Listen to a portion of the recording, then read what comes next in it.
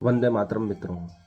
उम्र बढ़ती जाती है और हमारी क्षमता कम होती जाती है, लेकिन कुछ देश हैं जहाँ के लोग लंबी उम्र के बाद भी अपने आप को स्वस्थ रखे हुए हैं और अपने सभी कार्य नियमित तरीके से कर रहे हैं और दूसरों के लिए भी प्रेरणा बने हुए हैं और अपनी स्किल्स से अपनी क्षमताओं को निरंतर नया सीख कर कुछ बढ़ा रहे हैं, अपना विकास कर रहे हैं, बच्चों को ट्यूशन पढ़ा रहे हैं, अंग्रेजी सीख रहे हैं, सिखा रहे हैं, इलाज कर रहे हैं। 91 वर्ष की उम्र में भी डॉक्टरी का पेशा अपनाए हुए हैं और वे स्वस्थ हैं और कहते हैं कि जो हो रहा है उसे स्वीकार करो, उसका विरोध न करो, उसका आनंद लो, क्योंकि ये तो होना ही था, आप उसको रोक नहीं सकते हो, लेकिन आप जो हो रहा है उसका आनंद ले सकते हो, अपने कार्य को नियमित तरीके से कर सकते हो, अपने आप को बिजी रख सकते हो। अगर आप फ्री नहीं रहते हो, कुछ न कुछ करते हो, एक्टिविटी करते हो, तो आप प्रसन्न रह सकते हो। किसी भी तरीके से अपने आप को प्रसन्न रखो, दुखी मत रहो, आनंदित रहो, तो आप एक स्वस्थ दिनचर्या और स्वस्थ जीवन शैली को अपना सकते हो, लंबी उम्र के साथ भी, और एक्टिविटी कर सकते हो। ये हमारे लिए एक प्रेरणास्पद शब्द है, वाक्य है, जो हमें सभी को अपनाना चाहिए। डॉक्टर सुजुकी जो जापान के हैं, उनके 3 मंत्र हैं जो जीवन में उतार लेने चाहिए हमको। नान कुरु नेसा, इसका मतलब है जीवन जैसा है उसे स्वीकार करिए, मुश्किल समय आए तो सोचिए यह तो होना ही था, आगे बढ़िए, जो हो रहा है होने दीजिए, जो हो रहा है उसको होने दीजिए, उसे रोकिए मत, तनाव मत लीजिए, तनाव ही हमारी सभी बीमारियों का कारण है। उम्मीद रखिए कि आप वापसी करेंगे, जीवन को स्वीकार कीजिए। यदि आप पराजित हो जाते हैं तो भी उम्मीद रखिए कि आप वापस जीतने के लिए आगे आएंगे, जीत जाएंगे, और जीवन को जो जैसा है उसे स्वीकार कीजिए। मोआई मोआई, एक दूसरे का सहयोग समूह, अपने दोस्तों का एक समूह बनाइए, सप्ताह में कम से कम एक बार उस समूह से मिलिए, पार्टी कीजिए, संकट के समय में सुरक्षा, सहयोग और एकजुटता का परिचय दीजिए। यह आपको सफल बनाता है। अपना एक मित्रों का समूह बनाइए, सप्ताह में एक बार मिलिए, उनसे सहयोग लीजिए, चर्चा कीजिए, आपस में बातचीत कीजिए, गपशप कीजिए, फालतू की बातें कीजिए, यह आपको सफल बनाएगा। इकिगाई यानी आपके जीवन में एक प्रेरणा होनी चाहिए। पिकासो कहते थे कि प्रतिदिन मैं एक प्रेरणा की तलाश में रहता हूँ ताकि मैं एक नई पेंटिंग बना सकूं।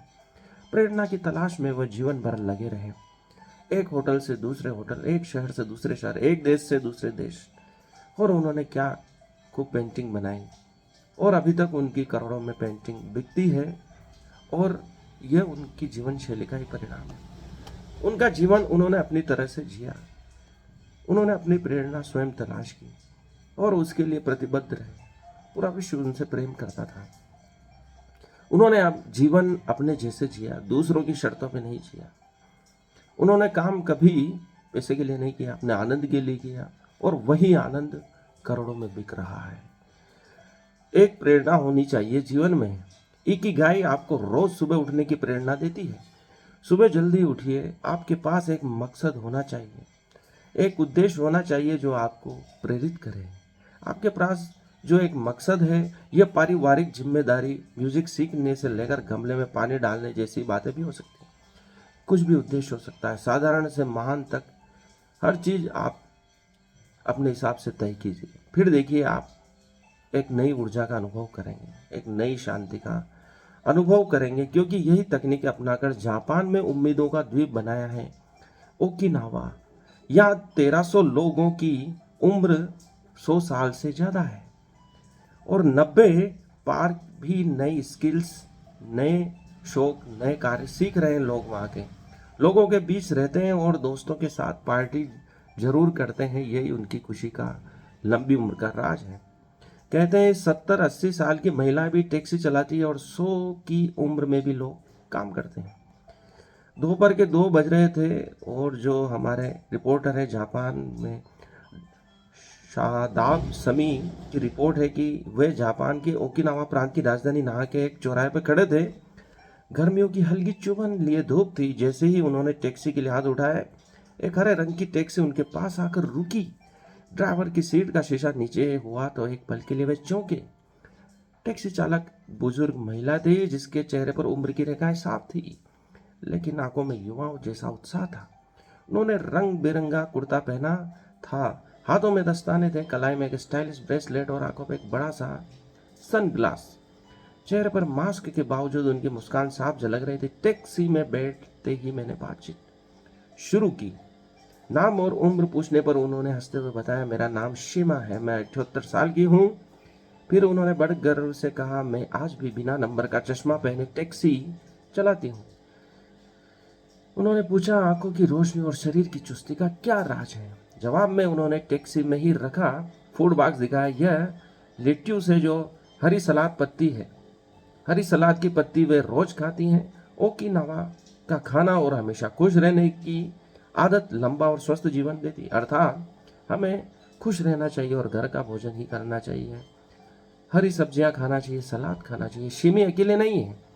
ओकिनावा की सड़कों पर ऐसी कई कहानियां सांस लेती है। दुकानों पर सामान बेचते बुजुर्ग, अपने सूटकेस खुद लेकर चलते 100 साल पार के वृद्ध।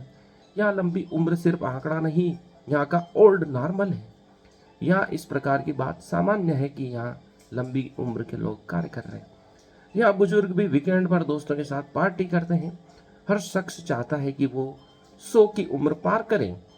बुजुर्गों के स्वस्थ जीवन का राज और उनकी उम्मीद को समझने वे Okinawa research centre for longevity science के chief director doctor Makoto Suzuki के पास पहुंचे और उनसे बातचीत का जो नतीजा निकला, वे कहते हैं सुजुकी कि वे स्वयं 91 साल के हैं और अपना खाना खुद बनाते हैं और क्लिनिक पर मरीज भी देखते हैं। ओकिनावा दुनिया के 5 ब्लू जोन में से एक है, यानी यहाँ के लोग सबसे लंबा और स्वस्थ जीवन जीते हैं। उम्र के इस रहस्य को समझने के लिए Okinawa research centre for longevity science ने सेंटेनिरियन स्टडी की शुरुआत 1975 में की। डॉक्टर मकोतो सुजुकी इस सेंटर के चीफ डायरेक्टर हैं। उन्होंने पूछा कि ओकिनावा के लोगों का जीवन ऐसा कैसे है। उन्होंने बताया, स्टडी की शुरुआत में 32 सेंटेनिरियन मिले थे, यानी जिनकी उम्र 100 साल से ज्यादा थी। इनमें से 29 बुजुर्ग ऐसे थे जो 100 साल के बाद भी स्वस्थ थे, सुन सकते थे, देख सकते थे, चल सकते थे, अपना हर काम खुद कर सकते थे। आज सिर्फ ओकिनावा में 1300 से ज्यादा सेंटेनिरियन रहते हैं, जबकि पूरे जापान में यह संख्या 95,000 से ज्यादा है। इनमें से करीब 90% महिलाएं हैं। लंबी उम्र और स्वस्थ जीवन का एक प्रमुख कारण है ओकिनावा के लोगों की सोच। वे कभी उम्मीद नहीं छोड़ते, ये अपने जीवन को उत्सव मानते हैं। ये सबसे बड़ी बात है मित्रों। कभी उम्मीद मत छोड़िए और जीवन को उत्सव के रूप में मनाइए।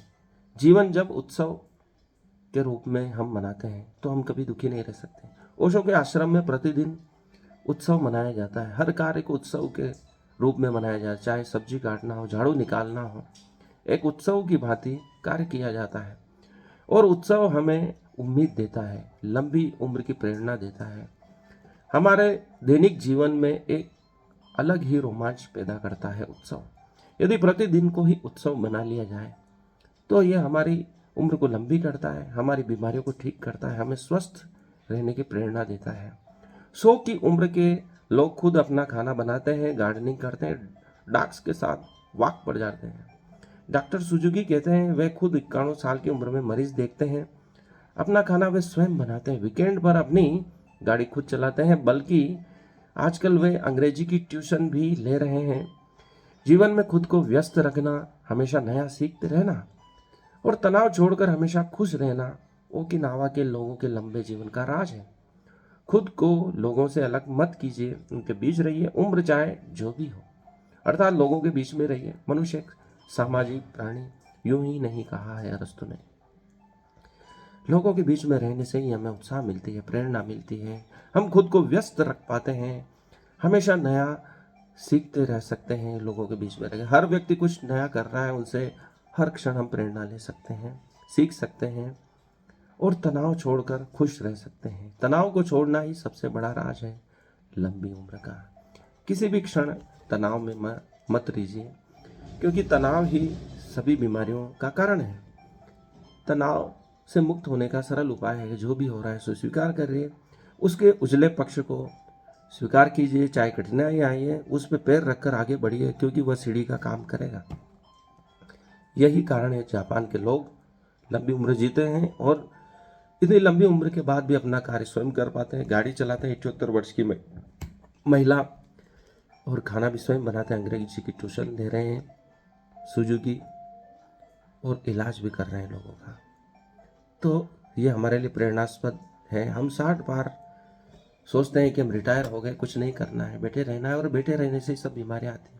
शरीर को चाहिए कार्य, क्रिया की प्रतिक्रिया होती है। यदि आप अपनी मांसपेशियों को कठोर श्रम कराते हैं तो प्रतिक्रिया में हमें मजबूत शरीर, स्वस्थ शरीर मिलता है।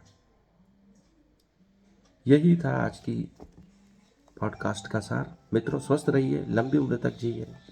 अपने आसपास के लोगों को ये वीडियो शेयर करें, कुछ कमेंट्स करें। धन्यवाद। आज के लिए इतना ही। जाते जाते एक बात, पुनीत जो महाभारत में दुर्योधन का रोल किए थे, उन्होंने कहा है कि मैं इस उम्र के बाद भी 3 घंटे तक जिम जाता हूँ, कसरत करता हूँ, क्योंकि मांसपेशियों और हड्डियों को मजबूत रखना है तो कसरत बहुत जरूरी है। धन्यवाद।